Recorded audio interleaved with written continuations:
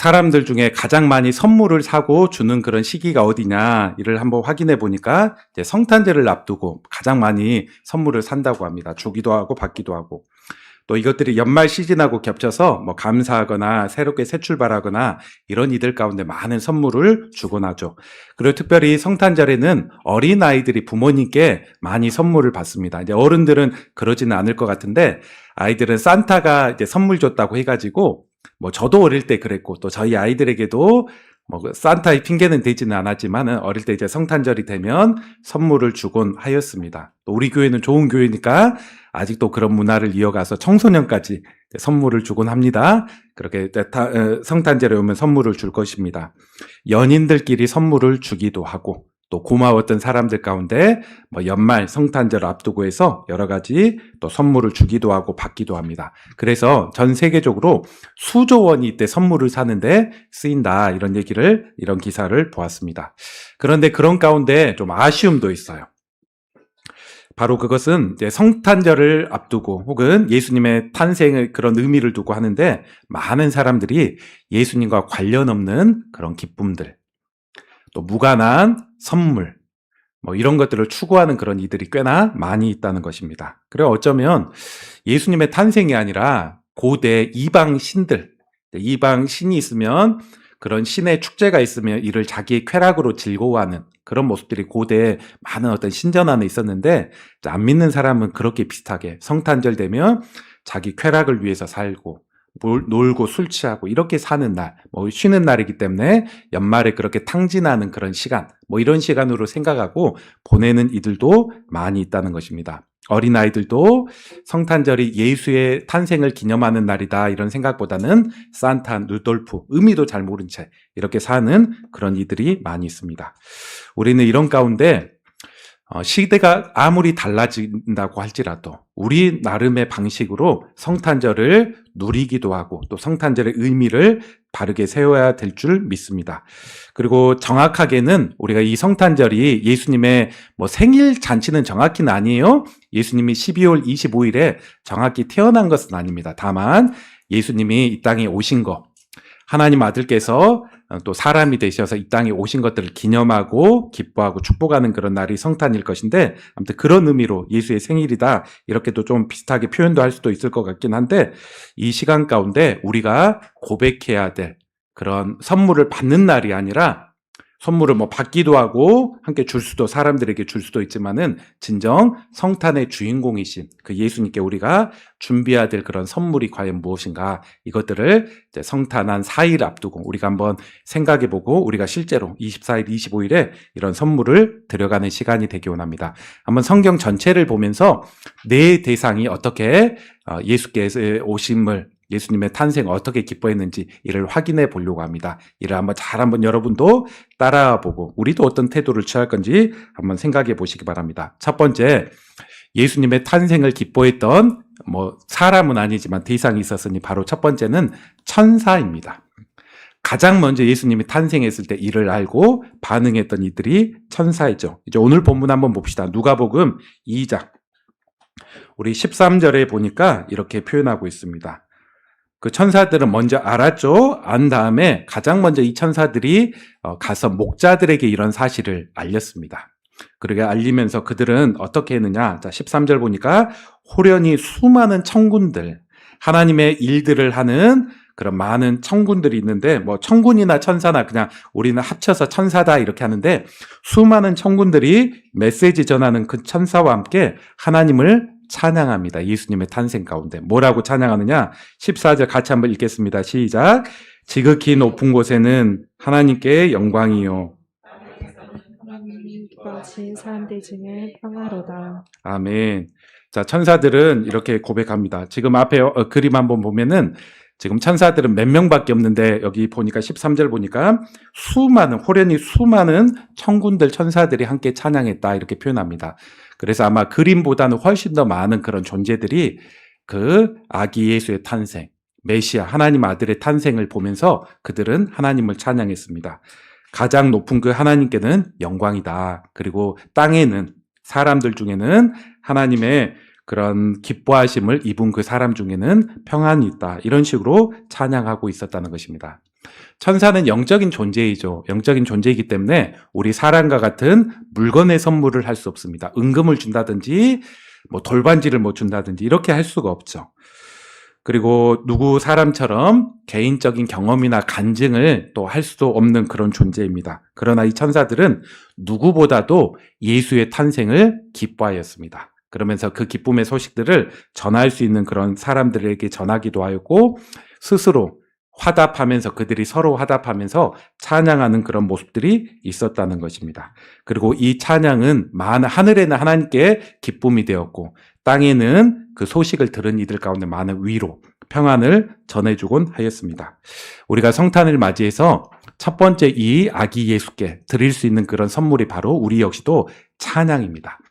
하나님을 높이는 거, 아기 예수를 높이는 거. 우리가 오늘 예배 중에도 그런 찬양을 했는데, 이 찬양이 하나님께, 아기 예수께 드릴 수 있는 귀한 선물이라는 것입니다. 그렇기 때문에 우리는 마음을 다해서, 감정과 의지를 다해서 주님을 오늘 이 시간에 찬양할 수 있다면 그 찬양이 또 그 예수님께 귀한 선물이 될 것입니다. 우리가 찬양할 때 또 천사도 화답할 것입니다. 이후에 설교 끝난 다음에 부를 것인데, 그 맑고 환한 밤중에 그 찬양이 있어요. 뭐 여러분도 잘 알 건데 2절에 그런 표현이 있습니다. 문 날개 천사 펴고서 이 땅에 내려오는데 그때 그 1세기 예수님이 태어났을 때 불렸던 그 노래가 또다시 지금 이 세상에 내게 들린다, 그런 고백들을 합니다. 예수님이 태어날 당시에 하나님께는 영광이고 땅에는 그의 기뻐하심을 받는 자 중에 평화로다, 위로를 전했는데, 그 소리가 지금 다시 21세기 우리가 살고 있는 이 세상 가운데 울려 퍼진다는 것입니다. 서로 화답하며 슬픈 자에게 위로하고 다시 이 안에 기쁨을 주는 그런 천사의 소리가 들리고, 사람들 가운데 서로 화답하고, 우리가 영적인 눈을 들어서 이 시간에 진정으로 주님을 높이면 그것 가운데 예수님도 또 천사들도 임재하면서 함께 기뻐하는 그 공간이 바로 예배하는 그런 시간이 된다는 것입니다. 그리고 우리는 특별히 이제 24일에도 성탄 그 찬양을 준비하고 있죠. 거리 특송을 준비하고 있습니다. 이런 특송을 통해서도 우리는 예수님을 향한 찬양의 선물을 준비하고 드릴 수 있을 것입니다. 누군가 과거 제게 이런 질문을 좀 해요. 목사님, 이제 성탄 발표회 같은 거 준비하는데 이거 오래 했고 매년마다 하고 있는데 이거 좀 안 하면 안 됩니까? 그만하면 안 됩니까? 뭐 그런 얘기를 좀 이렇게 합니다. 제가 얘기하기를, 그래, 안 할 수도 있다. 뭐 쉴 수도 있고 넘어갈 수도 있고 그럴 수 있다. 뭐 매년 할 필요는 없다. 뭐 안 할 수 있지. 그러나 좀 얘기했던 게 바로 이것이 우리가 예수님의 탄생을 기뻐하는 방식이고 예수님께 선물을 드리는 하나의 표현이다. 그런 얘기를 했습니다. 매해 때마다 사람의 생일 가운데, 귀한 사람의 생일 가운데 우리가 생일잔치에 참여도 하고 기뻐하고 또 뭔가 드리기도 하고 이렇게 하는데, 우리를 구원하시고 가장 높으신 그분께 우리가 준비할 수 있는 그런 선물 중에 하나가 바로 이런 예배도 드리고 또 발표회도 준비하면서 매주 준비했던 그런 발표를 통해서, 공연한 것들 통해서 사람에게도 보여주지만 우리 주님께 드려나가는 게 바로 우리가 준비하는 선물 중에 하나가 될 것이다. 우리가 고백하는 그런 방식이다. 이런 얘기를 했습니다. 그때 그 청소년이 좀 이해를 했는지 못했는지 아무튼 더 이상 얘기는 하지 않고 돌아가고 했는데, 바로 이게 우리가 고백할 수 있는 방식이라는 것입니다. 오늘 예배 24일, 25일 또 여러분이 들어갈 수 있는 진정한 그런 선물을 찬양을 통해서 한번 준비해 보시기 바랍니다. 두 번째, 예수님이 탄생할 때 또 선물을 준비하는 이가 있었으니, 두 번째는 목자들입니다. 목자들. 이 목자들은 천사들을 통해서 메시아가, 구약시대 때 약속했던 그 구원자가, 하나님의 아들, 온 세상을 구원할 그 왕이 날 것이라는 이야기를 들었습니다. 이들은 원래 밤에 광야에서 양떼를 지키고 있는 그런 사람이죠. 뭐 평상시와 동일하게 양떼를 지키며 들에서 자는 둥 마는 둥 하고 있을 때 그 천사들이 목자들 가운데 나타나게 됩니다. 천지개벽할 이야기를 해주죠. 너희가 구약시대 때 그렇게 기다렸던 그 메시아가 드디어 태어났다. 그리고 너 있는 이 인근 근처에 걸어가서 충분히 만날 수 있는 이 근처에 드디어 태어났다. 그에게 가서 한번 확인해라. 그런 이야기를 해주게 됩니다. 이 목자들은 잘 배운 사람은 아니죠. 그리고 성경도 빠삭하게 아는 그런 사람은 아닙니다. 그럼에도 불구하고 천사가 들려줬던 그 이야기가 무엇인지는 알고 있었습니다. 조상적부터 우리를 반드시 구원할 자가 온다고 했는데 우린 잘 준비도 안 됐는데 드디어 왔구나. 그리고 외롭게 짐승만 보면서 계속 살고 있는 우리들에게 알려줬구나. 궁금한 또 생각이 들었어요. 베들레헴에 가면 많은 아이들, 갓난아이들이 분명히 있을 건데 누가 진짜 메시아인지 어떻게 합니까? 이런 의문이 들었을 것입니다. 이에 천사가 얘기해 주기를 그냥 집에 있는 아이가 아니라 구유 위에, 마구간 같은 곳에 구유 위에 놓여진 아이를 볼 것인데 바로 그 아이가 이 땅을 구원할 왕이다. 그 얘기를 해줍니다. 그러면서 이렇게 찾아가죠. 아기 있나요? 이렇게 어떤 집에는 물어볼 수 있고 아기 어디 있나요? 이렇게 물어보고 확인했을 수도 있고 그러면서 딱 발견한 아이가 있었는데 정말 마구간 구유 안에 한 아이가 놓여진 것을 보았습니다. 천사의 말대로 이 아이를 보게 되었습니다. 그러면서 너무나 신기하기도 하고 이 천사 말이 진짜였구나 이렇게 확인도 하면서 그 옆에 있는 부모님에게 자기가 경험했던 이야기 천사들이 얘기했던 그 내용을 알려주죠. 우리가 들에서 자는 동 마는 동 이렇게 있었는데 천사가 오기를 왕이 왔다고 세상에 구원할 왕이 왔다고 그 소식을 우리에게 전해줬습니다. 확인해 보라고 하고 얘기를 나누라고 했고 전하라고 하고 또 그 메시지를 그 부모와 주변 사람들 가운데 전하라고 했습니다. 이 이야기를 들을 때 요셉과 마리아에게는 큰 위로가 되었습니다. 부모 입장에서 한번 생각해 보세요. 어찌어찌 하다가 뭐 인구조사나 이런 것들에 밀려가지고 베들레헴에 오게 되었는데 아이를 낳을 때가 되었는데 얼마나 고생했겠습니까? 보통 아이를 낳기 위해서 좀 평안한 집, 그래도 따뜻한 그런 집에 있어야 될 것 같은데 집이나 이런 곳에 도움을 받아야 될 것 같은데 그런 도움 거의 없이 낳을 곳도 마땅하지 않은 그런 상황 가운데 아이를 낳고 마구간에 구유에 놓여져 있는 그런 모습들 첫째 아이의 모습을 볼 때 되게 마음이 힘들기도 하고 어떻게 해야 되나 그런 기쁨보다는 외로움, 쓸쓸함 이런 마음들이 부모에게 먼저 찾아왔을 것입니다. 요셉과 마리아도 분명 태어날 아이가 하나님의 특별한 그런 일을 할 사람이라는 것을 먼저 깨닫긴 했지만은 그 과정은 너무 외롭고 힘들구나 그런 생각을 했을 것입니다. 그런데 목자가 와서 전해줬던 소식은 이 부모에게 큰 위로가 되었죠. 너무 힘들었지만 천사가 와가지고 먼저 알려줬고 정말 이 아이를 하나님이 책임져 주시고 인도해 주시는구나. 그리고 자신들이 지금 고생했던 것들이 헛된 것들이 아니구나. 정말 이 사람 가운데 예수님의 부모 가운데 큰 위로와 힘이 되었다는 것입니다. 목자가 이렇게 소식을 전해주면서 위로를 나누고 했던 것처럼 우리 역시도 이 성탄을 맞이해서 준비할 수 있는 그런 선물이 예수님의 오심의 그런 소식들을 전하고 선포해 나가는 것입니다.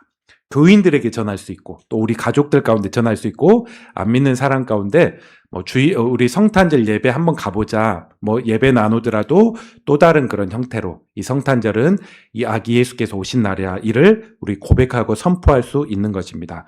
평안과 위로를 전해줄 수 있는 것입니다.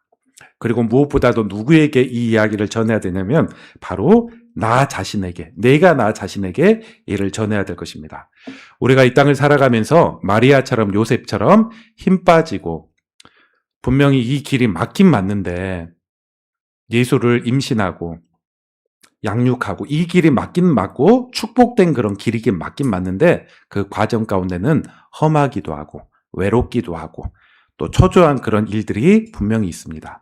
우리가 이 땅을 살아가면서 믿음을 잘 지키고 가꾸는 것들이 복된 길이고 하나님께 축복받을 수 있는 그런 일임에도 불구하고 좀 어려운 그런 일도 만나기도 하고 또 살아가다 보면 여유도 없고 바쁘고 또 내가 목표했던 것들을 이루지 못하는 좀 너무 아쉽다 이렇게 생각될 만한 그런 일들이 한 해를 돌아보면서 분명히 있을 것입니다. 바로 우리가 우리에게 이 성탄의 기쁜 소식을 또 위로의 소식을 나누면서 우리가 위로도 받고 세상에 짐도 놓고 또 새로워지는 은혜가 필요해 나갈 것입니다. 우리가 이런 선물을 준비해 봅시다. 아기 예수의 오심, 또 우리를 위해서 그 왕이 오심, 우리를 책임지시는 바로 구주께서 오셨다, 시작되었다. 이 소식을 내게도 우리 가족에도 주를 선포해 나가고 알리고 찬양을 통해서 또 주변 가운데 선포해 나가며 그 선물을 준비해 나가는 우리 성도들 되시기 바랍니다. 또 세 번째, 또 이 아기 예수님의 탄생을 오면서 기뻐했던 선물을 준비했던 그런 이것들이 있었으니 바로 세 번째 대상은 우리 많이 아는 동방박사들입니다. 이 동방박사 이야기는 마태복음 2장에 나오죠. 이 동방박사는 학자들에 의하면 페르시아, 이스라엘 지역과는 약간 떨어져 있는 페르시아나 바벨론에서 별들을 연구하고 또 실제로 이 별들을 통해서 미신적인 것보다는 실제 그런 움직임이 있어서 앞을, 미래 이치를 보고 점치기도 했던 그런 사람들이라 이렇게 얘기합니다. 그리고 그런 사람 중에 다니엘도 그런 사람 중에 한 명이었어요. 다니엘이 다니엘서 보면은 분명히 어떤 별이나 여러 가지들을 이치들을 살피면서 예언도 하고 하나님 뜻도 받고 했는데 그런 사람 중에 연구했던 그런 사람 중에 한 명이었을 것이다 이렇게 보고 있습니다. 어느 날 별들의 움직임을 관찰하고 또 뭔가의 그런 미래의 내용들을 확인해 나가고 있는데 한 큰 별이 일어나더니 심상치 않은 그런 기운들이 있는 것을 보았습니다. 그리고 자기들의 연구에 의하면 그 별은 위대한 왕, 세상에 없던 왕이 드디어 탄생했다는 그런 소식임을 알았습니다. 그리고 별의 움직임이 바로 쭉 이렇게 움직이더니 그 한 사람이 태어날 그런 시점이 점점 가까웠구나. 그리고 별이 태어날 곳으로 점점 이동하고 있구나. 이를 확인하게 되었습니다. 이 동방박사들은 그 아기를 실제로 보고 싶었죠. 세상에 없는 왕이라면, 가장 위대한 그런 사람이라면 그분이 어떻게 태어나는지, 또 평생일 수 있지, 평생 한 번일 수 있지만 그 탄생한 게 진짜인지 아닌지, 자기가 실제 잘 봤는지 안 봤는지를 확인해 보고 싶었습니다. 별의 움직임 따라서 쭉쭉쭉쭉 이동하다 보니까 바로 이스라엘 땅에 도착하게 되었습니다. 동방박사는 당연하게 생각하겠죠. 왕이 태어난다면, 세상을 바꿀 그 왕이라면 그 왕은 예루살렘, 수도인 예루살렘 안에 그 왕궁 안에 있을 것이다. 왕의 아들이 태어났나 보다. 그런 식으로 생각을 하였습니다. 그러면서 그런 어떤 당연한 생각을 가지고 쭉 예루살렘으로 가다 보니까 그만 별을 놓쳐버리고 말았습니다. 별을 어디 가버린 거예요. 어디 갔지 생각하다가 사람들 가운데 묻습니다. 우리가 분명 왕이 태어난 것을 보며 이 별을 따라왔습니다. 지금 왕 태어났습니까? 어디 있습니까? 물어보니까 예루살렘에 있는 사람은 너무나 잠잠한 거예요. 아무도 모르고 있는 것입니다. 왕이 태어났다고 하는데 동방박사만 알고 아무도 모르는 것입니다. 그리고 수소문을 해보니까 이 소식이 현재 왕인 헤롯 왕에게까지 들렸습니다. 이 헤롯 왕이 선지자, 여러 성경을 잘하는 사람에게 묻죠. 만약에 왕이 태어난다면, 하나님의 아들을 왕이 태어난다면 어디 있느냐 이렇게 물어볼 때 예루살렘이 아니라 베들레헴입니다. 미가서 5장 2절에 보니까 베들레헴에서 태어날 거라 이렇게 얘기해 줍니다. 그 얘기를 동방박사에게 얘기해 주더니 동방박사가 예루살렘이 아니라 베들레헴으로 가게 되었죠. 그러면서 잃어버렸던 별을 다시 발견하게 됩니다. 별을 따라 쭉 가면서 별을 따라 쭉 가게 되자 한 집에 들어가게 되었고, 아마 이때는 마구간에서 나왔을 것 같아요. 그 시기에서는 약간 좀 지났기 때문에 마구간에서는 나왔을 거는 같은데 그 아이를 보고 또 자신이 봤던 별 이야기를 해주고 부모를 통해서 마리아와 요셉을 통해서 이런저런 이야기를 나누면서 이 아이가 진짜 왕이 맞구나. 세상을 구원할 자가 맞구나. 그러면서 그들이 갖고 왔던 최선의 선물도 드리게 됩니다. 우리 많이 알게 되죠? 황금을 드렸고 유향을 드렸고 몰약을 드렸다. 그림 보면 황금, 가운데 유향, 몰약 이런 것들을 드리게 되었습니다. 그래서 학자들은 이런 의미 부여를 하곤 합니다. 황금은 왕권을 상징해 나간다.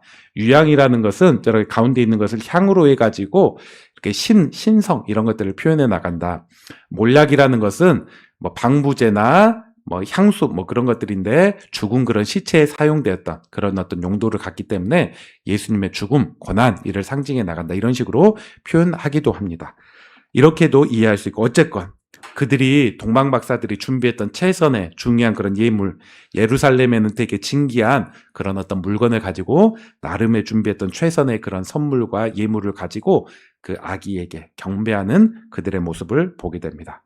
우리 역시도 이제 성탄을 맞이해서 하나님, 우리 예수께 드려 나갈 수 있는 그런 내용 중에 하나가 바로 헌금일 것입니다. 그래서 우리가 25일에는 주일 헌금이나 이런 건 특별히 하지 않고 성탄 감사 헌금을 하죠. 예물을 하죠. 여러분들이 뭐 이번 성탄절을 앞두고 또 이렇게 구별된 그런 헌금들을 여러분이 봉투에 한번 또 해보시기 바랍니다. 당일에 준비했던 예물을 한번 놓고 또 그 안에 또 기도 제목이나 또 예수님의 어떤 탄생을 기뻐하는 그런 문구들을 한번 또 써가지고 내가 예수님께 이 예물을 드려나갑니다. 동방박사처럼 내가 황금이나 몰약 유향은 아니지만 오늘 또 내게 구별된 예물을 하나님 앞에 드려나갑니다. 이런 예물로 또 주님 앞에 또 선물해 나가는 또 그런 성도들도 되시기 바랍니다. 네 번째, 마지막으로 또 다른 그런 대상이 있었으니 예수님의 탄생 가운데 기뻐하며 선물을 드린 이들이 있었으니 바로 예수님의 부모님이었습니다. 부모님, 마리아요, 요셉이었습니다. 이는 누가복음 1장에 나옵니다. 1장 이제 30절 이하에 보니까 마리아가 먼저 임신을 하였는데 남자와 관계하지도 않고 알지도 않았음에도 불구하고 천사가 오더니 너 임신하게 될 거야. 그리고 이 아이는 성령으로 잉태하게 된 거야. 특별한 하나님의 아들이야. 그런 이야기를 들려주게 되었습니다. 처녀 입장에서 얼마나 놀랬을까요? 그리고 이런 일은 뭐 앞으로도 일어날 일은 아니잖아요. 이런 신기한 일들은. 그런데 마리아 입장에서는 어쩌면 되게 음란한 여인이라고 해서 추방당하고 파문당할 수 있는 그런 일임에도 불구하고 천사가 들려준 말로 그 얘기를 들을 때 누가복음 1장 38절에 그가 이렇게 고백합니다. 누가복음 1장 38절 우리 한번 보죠. 이렇게 38절에 보니까 같이 한번 읽어보겠습니다. 마리아가 얘기하죠. 시작. 마리아가 이르되 주의 여종이오니 말씀대로 내게 천사가 받아나.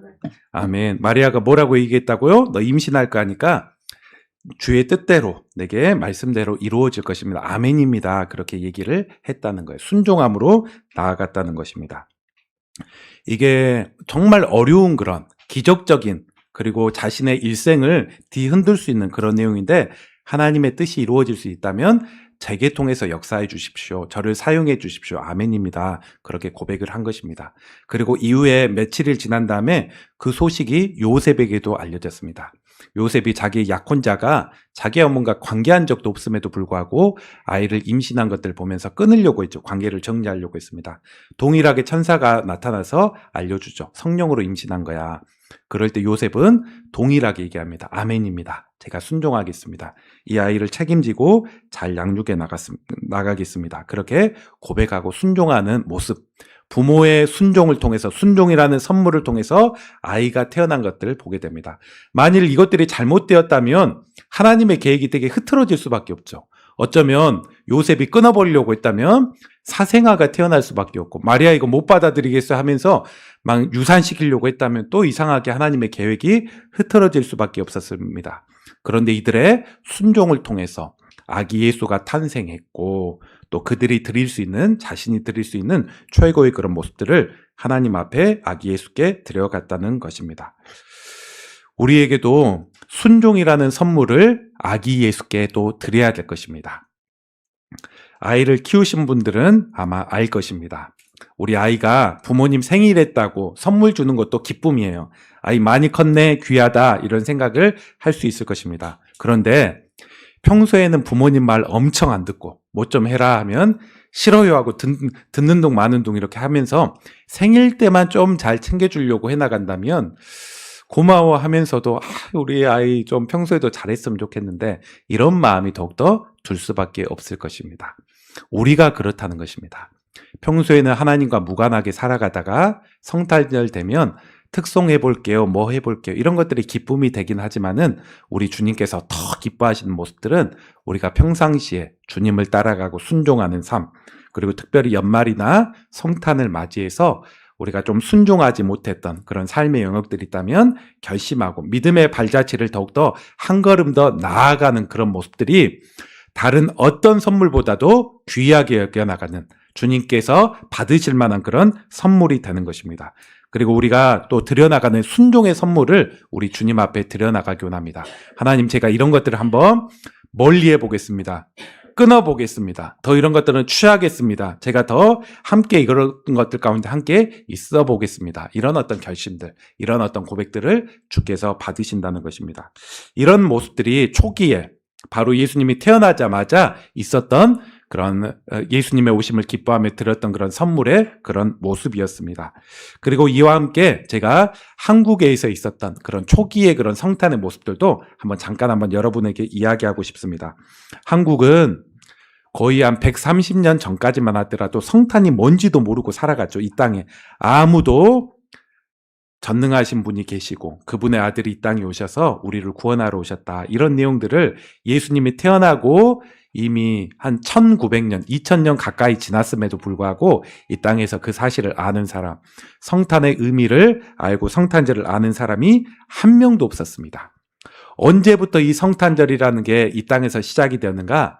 1885년 언더우드라는 선교사, 아펜젤러라는 선교사가 이 땅에 처음 왔을 때 이 성탄절이라는 게 무엇인지 처음 이야기되곤 하였습니다. 그리고 1885년 12월 25일이 되어서 이 땅에 한반도의 첫 성탄 예배를 드렸어요. 어디에서 드렸느냐? 언더우드 집에서 아는 선교사 몇 명이 모여가지고 그때는 대중전도도 허락되지 않고 불법이었기 때문에 잘 전도도 하지 못하고 선교사들만 모여서 예배를 드렸습니다. 언더우드 집에서 언더우드 아내가 했던 그 음식 가지고 아펜젤러 가정도 모이고 스켈렌톤이라고 하는 그 이화여대 만들었던 그런 사람, 알렌 선교사, 이런 사람 선교사들 모여가지고 예배를 드렸습니다. 그러면서 만찬하고 영어로 된 찬양하고 우리가 지금은 이렇게 있지만 하나님 30년 후, 50년, 100년 후에는 이 땅에 이 성탄 예배 드려나가는 것들이 자연스러운 모습이 되게 해주십시오. 이런 기도와 함께 그들은 첫 성탄 예배를 이 한반도에서 드리게 되었습니다. 그리고 그런 내용은 아펜젤러 선교사의 그런 일기에도 좀 잘 기록되었습니다. 그가 이런 일기를 쓴 게 기록 아직도 남아 있습니다. 한국에서 첫 번째 크리스마스를 맞이하는 그날은 기쁘고도 슬펐다. 낯선 타지에서 첫 딸 앨리스를 낳았지만 축하해주는 사람도 아무도 없이 외로운 날이었다. 그러나 또 이 땅에 성탄절 예배를 드릴 수 있는 것은 기쁜 것이었다. 마구간에서 예수님이 처음 태어났을 때 그 부모님 마리아 요셉의 심정을 내가 이해할 것 같다. 아무도 서양 아이 낳았다고 해서 환영해 주지도 않죠. 외롭고 쓸쓸했는데 또 성탄절과 그 날이 비슷하게 겹쳤던 것입니다. 예수님이 오신 지 2000년이 지난 지금 세상은 여전히 주님의 오심을 모르고 살아가는 나라가 많은 것 같다. 그리고 나라도 그분을 이 땅에서 경배해야 되지 않겠는가. 그런 어떤 일기의 흔적들이 성탄절 바로 앞두고 일기가 써져 있습니다. 그러나 한국 사회는 이 성탄의 문화가 빠르게 정착이 되었죠. 하나님의 은혜로 이 땅에 복음이 더 쉽게 전해졌고 한 3년이 지난 다음에 대중전도가 이제 합법적으로 허용이 되어서 교회도 세우고 명패도 세우고 적극적으로 전도하게 되었습니다. 그리고 한국에 해방된 다음에 언제부터 성탄절이 공휴일로 지정이 되느냐? 1949년부터 1949년 12월 25일부터 공휴일로 지정이 되어서 교회 안 다니는 사람도 이때부터 이제 성탄절이 친숙하게 되었죠. 석가탄신일은 1970년대 이렇게 공휴일로 지정되었더라고요. 훨씬 더 먼저 성탄절이 공휴일로 지정되고 또 그 이후부터 트리하는 문화, 꾸미는 문화 이런 것들이 정착이 돼서 더 많은 사람들 가운데 성탄절은 저기 기독교 신 그런 예수가 태어난 날이야 이런 식으로 생각해 나가면 친숙하게 전해줄 수 있었다는 것입니다. 우리가 살고 있는 이 광주 땅에도 성탄의 첫 예배가 드려질 때가 있었습니다. 그때가 언제였냐? 1904년이었습니다. 1904년에 12월 25일에 유진벨이라는 선교사가 이곳에 광주에 오게 되었습니다. 원래 나주에서 사역하고 목포에서 사역하다가 선교부의 요청에 의해서 광주 땅으로 들어오게 되었고 그가 첫 예배를 드렸는데 그 첫 예배가 언제였냐? 12월 25일이었습니다. 주변에 인사했던 친구들 오라고 해가지고 그 양림동 땅에서 처음 이렇게 예배를 드렸는데 그때가 12월 25일. 잘 알아먹기 힘든 찬양을 불렀고 그러나 흥겨웠다. 그런 어떤 표현과 고백들이 있습니다. 광주 땅에 이렇게 1904년에 최초의 성탄 예배 그런 기쁨에 예수님께 드릴 그런 선물들이 그 안에 선포되고 준비되어 나갔던 것들을 봅니다. 저는 이 땅을 좀 살아가면서 제가 그렇게 막 거룩하거나 그러지는 않지만 때로는 학생들이 너무 거칠게 얘기하고 욕 섞어서 얘기하는 그런 모습들을 보면 좀 마음이 좀 불편합니다. 그리고 어떤 이들은 꼭 뭐 학생들 아니라고 할지라도 어떤 어른들 중에는 음담패설하고 또 거칠게 이렇게 욕 비슷하게 얘기하는 그런 사람들 보면 좀 불편하고 좀 그렇다, 같이 좀 있기 싫다, 그런 느낌. 그러니까 제가 거의 목사화 된 거죠. 그런 어떤 문화하고는 이제 좀 가까이 있지 않다 보니까 그렇게 좀 불편함을 느낍니다. 그런데 한번 이런 마음을 가지고 우리 예수께서 이 땅에 오셨을 때의 느낌이 어떠할까, 이런 생각을 한번 해봅니다. 우리 예수님은 하늘에 하나님 우편에 계시면서 정말 거룩한 것만 보고 하나도 때가 없는 그런 모습들만 보며 하늘에 계셨습니다. 그런데 바로 그분께서 이 땅에 오신 자체가 이제 지저분한 것들을 묻게 되고 오염되고 죄된 그런 세상 가운데 동행하며 듣지 않아도 될 말, 더럽고 어떤 부정하고 그런 모든 모습 가운데 휘감면서 이제 살아가는 그런 모습이기도 하였습니다. 죄인들과 동고동락한다는 것은 우리 예수님께는 너무나 불편한 일이요, 어색한 일이었습니다. 그리고 태어나서 구유에 누워 강포에 놓여 있는 그 자체가 가장 비천하고 낮게, 보통 사람도 그렇게 태어나진 않는데 가장 낮은 자리에서 생애를 시작하고 고난의 삶을 살아간다, 그런 모습이었을 것입니다. 우리 예수께서, 하나님의 아들께서 왜 그런 낮은 모습으로 또 이 지저분한 세상 가운데 오셔야 됐습니까? 그 이유는 한 가지. 저와 여러분 같이 죄로 인해서 이렇게 살아가면 영원히 멸망당할 수밖에 없는 우리들을 위해서, 구원하시기 위해서 오신 것입니다. 이 땅에 죄와 사탄으로 인해서 너무나 파괴되었는데 이 마귀의 종이 되어서 살아갈 우리들 가운데 해방시키고 사탄의 나라를 멸하시기 위해서 이 땅에 오셨다는 것입니다. 그러면서 친히 고난의 삶을 사시고 우리를 위해서 구원하셨습니다. 그리고 그 예수께서 이제 태어난 지 2000년이 지나서 우리에게 다시 또 이 예수님의 오심을 기뻐하는 그런 시간이 되었습니다.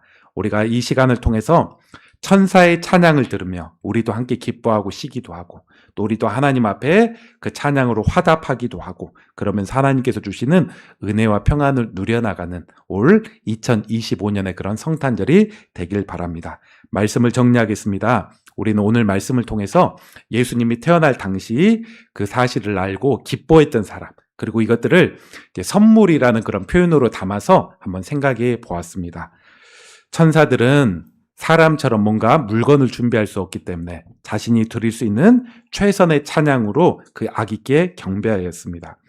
목자들은 그 소식을 들은 다음에 부모에게 위로하였고 또 주변 사람들 가운데 이 소식을 전하고 자기에게도 전했습니다.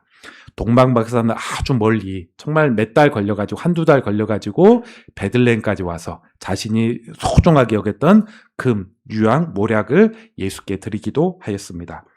마리아와 요셉은 순종의 제사를 통해서 그 아기의 오심을 기뻐하였던 그런 사람이었습니다. 이제 우리 차례입니다. 저와 여러분의 차례입니다. 2025년 우리 아기께 드릴 수 있는 그런 선물, 유형의 무형의 선물을 여러분이 준비해서 24일, 25일 또 주님을 예배하지 않겠습니까? 오늘 그런 기쁨으로 나아가야 되지 않겠습니까? 또 그 은혜 함께 또 참여해 나가고, 또 연말 주님께서 주시는 은혜와 기쁨으로 또 한 해를 마무리해 나가는 우리 성도들 되시기를 주의 이름으로 축원합니다.